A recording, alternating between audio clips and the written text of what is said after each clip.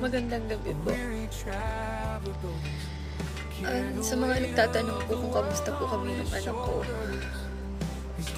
at kung nakabalik po kami, hindi pa po. Bali po na-contact na po ako ng Consulate of the Philippines sa Xiamen po. Time to time naman po sila nag-update po ng proseso po na ginagawa nila. Lahat naman po ginagawa nila. Nakipag-ugnayan na rin po sila sa Chinese government.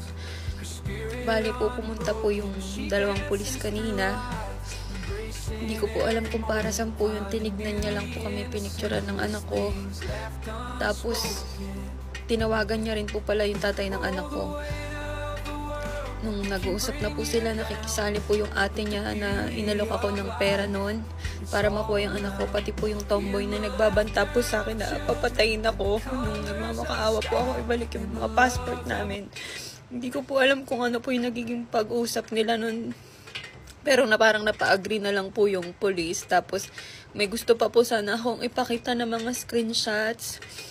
Pero hindi na po tinignan, sabay tumalikod na. Ayoko naman po ng assumption kung ano